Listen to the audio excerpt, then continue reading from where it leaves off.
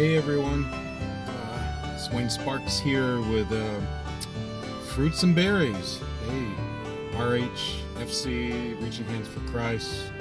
I think I'm just going to use those initials, but focus on a new name for my YouTube channel, Fruits and Berries. I'm going to start to explain everything, what Reaching Hands for Christ means, how I'm going to intertwine that into this whole thing with homesteading and my journey into homesteading. I've actually been doing it for almost 5 years, since 2014, when we were taking care of my mother and we had to upgrade to a little bit larger home to be able to facilitate all her physical needs, and she moved in with us, and unfortunately she passed away just about 2 years ago. But we're still at the same residence, and during her stay with us, and we've been at our current residence now for 5 years. Yeah, since 2014. It's now the June of 2019.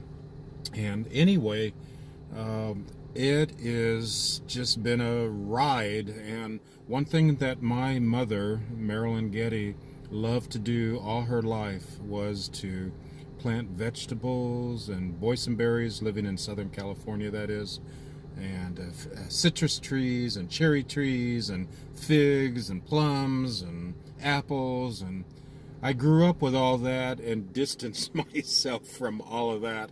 I went into the mission field in the mid-70s and came back, and so anyway. But right now, since we're still here in North Texas and having a paid-for home, having a water well on our property, I decided to just go for it. My skin is itchy. This North Texas, a little bit humid and dry and itchy, scratchy, weather stuff that we face out here can get irritating. But anyway, I'm here at the Wise County Fairgrounds right now. I've never been to a farmer's market scenario ever, and I see all of this on YouTube, on several of the channels I've recently, in the past month, 2 months, have subscribed to. And you all, I'll start listing some of these channels that I'm looking at, so that anybody watching my channel, as I step into this a little bit more seriously here, would highly, highly, highly recommend you to see these, or to subscribe to these other channels I'm currently looking at. So I'm here right now. The time is 12:44 Central Time on this June 1st. And it's 80 plus degrees outside. It's supposed to get up to 90 degrees today. And possible a little bit of rain, 10-20%, but I doubt it. But here I'm at the county fairgrounds. I see tents, I see tables set up. I was told that people from all over Wise County and elsewhere will come in. And so I want to see something that I was told that would be similar to like a farmer's market. So I parked the van that I'm sitting in right now. I'm going to step out and I'm going to take a quick look, and I'll maybe try to videotape some of the stuff that I'll be seeing. And thanks for watching. And so I'm going to put you on pause and see what I see over here, okay?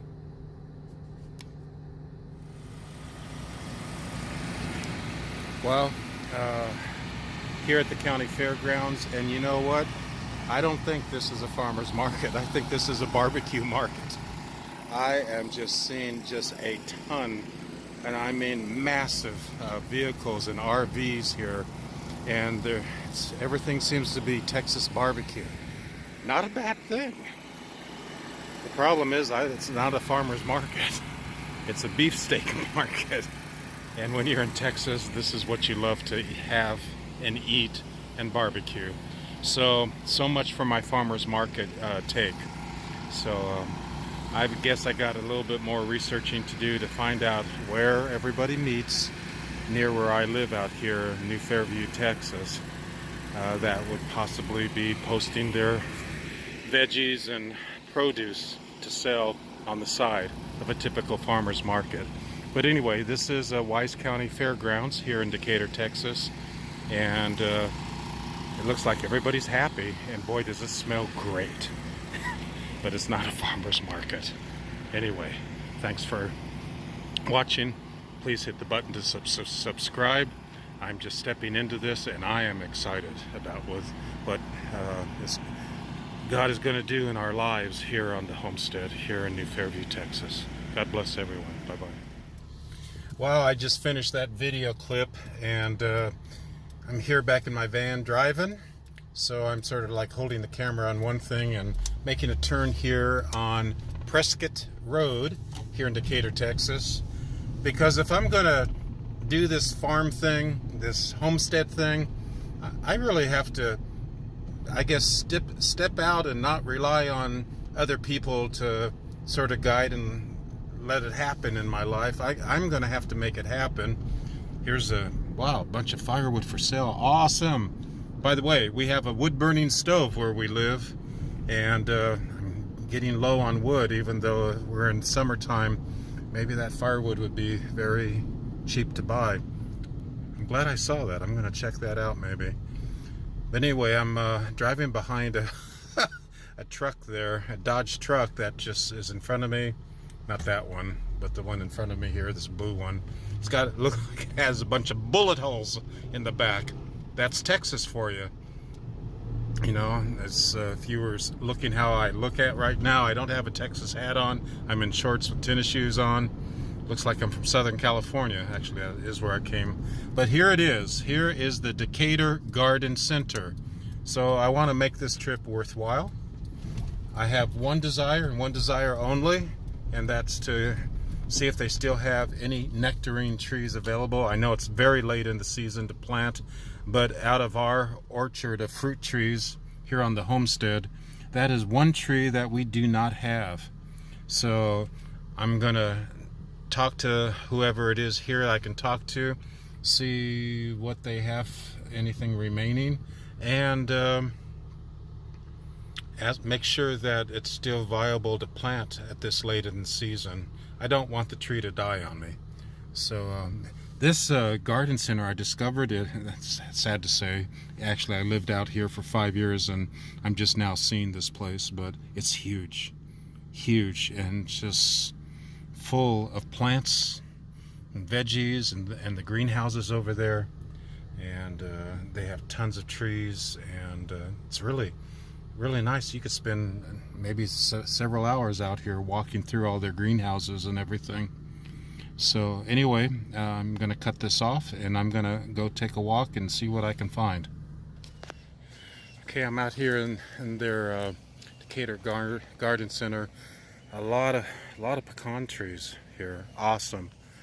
And I want to come on over here, and you can see some of their greenhouses. Just beautiful. I see a lot of fig trees over there, a lot of plants. I'm on a tight budget. My wife has me on an extremely tight budget. So this would probably be the last tree that I buy this year of 2019 to consider to try to plant at the back of our property. And look what I'm stepping in. Yuck. Okay, so I'm gonna just like walk over here. And this is sort of with what I'm looking at here. They look alive. They look decent.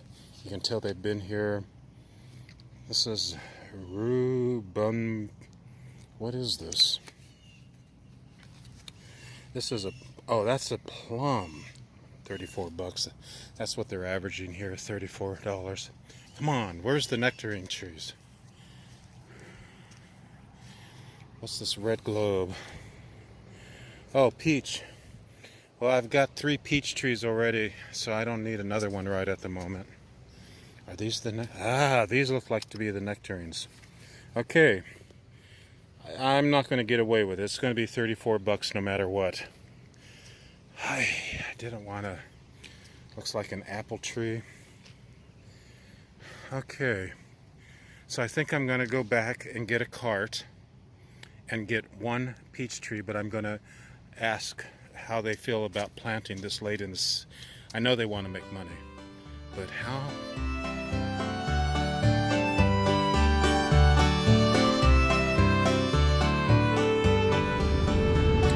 Well, I'm now back on the road in the van, headed home, and got my nectarine tree for $34.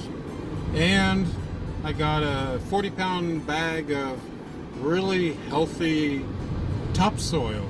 I think there's a little bit of like manure also mixed in it, because you always have to like double the size of the original planter pot thing that the tree is in, to allow the the roots to expand.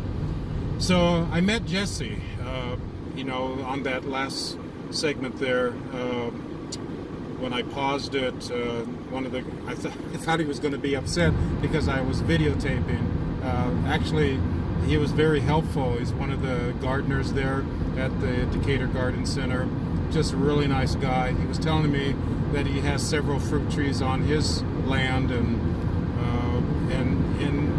he lives also in an area like ourselves, where we live, that just has the clay dirt. And I mean, our soil here in New Fairview, and he didn't say what city he lives in, but he said it's very much clay dirt, and it's not easy. It's unless the soil is damp or you've had a rainstorm or something. Sometimes it is like taking a shovel to cement. That is just how it's just really bad. It's very frustrating. But we've had these most recent storms, Oklahoma, Missouri, Arkansas, all your areas. Where I live here in North Texas, we all got plummeted. We got drenched, huge, inches and inches of rain, and some of it was destructive, and others, came and went. But today it's about 90 degrees outside. It's almost 2 o'clock p.m. and headed home, and I've got my nectarine tree and a 40-pound bag of topsoil, which I hope will be healthy, and I'll dig a hole in the next hopefully 2 or 3 hours. It's so hot I may wait a couple hours before I go out and do that. Anyway, and if I do, I'll maybe do a brief clip to show you where I'm planting that tree. Again, it's going to go in our back where if you saw my other video on our 6 blackberry plants, we have quite a bit of sod around our back area that we partitioned off from the acreage. And I plan to do the blackberry orchard in the next year or two on that other side of the fencing there. And so anyway, that's in our future plans. And so right now I'm just keeping my fingers crossed that this nectarine tree it's actually got some fruit on it. And I've been told that sometimes you don't want to plant a fruit tree, a young one like this, because it will zap the nutrients away. But Jesse was telling me that he did, and he had clay soil, and he put topsoil around it, and says just don't overwater it, and it should do quite well, even leaving the current little fruits on it. So I guess I'll see. I don't want to see any yellow leaves. I don't want to see the tree die. This has been my frustration, and like I'm letting everyone out there know, I'm a beginner at this, but I've lived all my life around parents that had quite success in growing fruit trees and vegetables, but I was never involved with it per se. But now I reflect back, and I guess their influence still lives with me today. So there you have it. And so I'll try to piece this video thing and get it uploaded before I go out and dig the hole. Okay, so just thanks for following me on this little journey. I did not find a farmer's market. I spoke to Paige there at the Decatur Garden Center. She's just a real sweetheart lady, very knowledgeable. and she got on her iPhone, and I think it's an iPhone she had, and tried to get on the internet while I was there paying for this nectarine tree, trying to find who does the farmer market. And then she called another employee who said they didn't know, and nobody seems to know. And I went to the fairgrounds, as you saw earlier, and they were having a barbecue fest.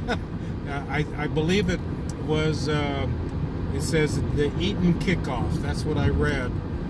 So it looks like all the competitors here in Wise County, in particular where I live, that do barbecuing, maybe in a restaurant or on the side or personal, we're all competing to be the best barbecue cookery in the area. And that's what that was all about. Not bad. I mean, it smelled fantastic when I was there briefly, as you saw. But that was not a farmer's market. So maybe in the next year or so, I'll just have to create my own situation. I don't know. It's hard to believe that I can't find a farmer's market in our area out here. So anyway, that's it for now. Thanks for watching. Please subscribe if you can. I would really like to grow this YouTube channel and do better on each video. And thank you for bearing with me on these things that I'm doing. I will try to get better and better, and I will try to educate myself more and more. And hopefully we can see a future on our homestead, and with all this labor that I'm doing while I'm still working part-time in a medical laboratory. So I'm still working. I have not fully retired yet. So I have to go to Dallas every week, and then the few days I have off, that's when I'm doing like I'm doing right now. Okay, so I hope to be able to be 100% retired at some point in time in life, and still be able to have a side income thanks to the legwork that we're doing. And maybe that's your ambition also. So join me, because this is a trek that hopefully can be profitable and very nutritious and exciting, and can be maybe more than just a hobby. Okay, and so there you have it. And I'm thinking of calling it Fruit and Berries. Fruit and Berries. Probably RHFC, meaning Reaching Hands for Christ, because that's my ministry background. So it would be RHFC Fruit and Berries. And I'm thinking of renaming the YouTube channel that. So hopefully that would be in agreement with y'all. And we'll see how that all pans out here. Okay, take care. God bless. Take care. Bye.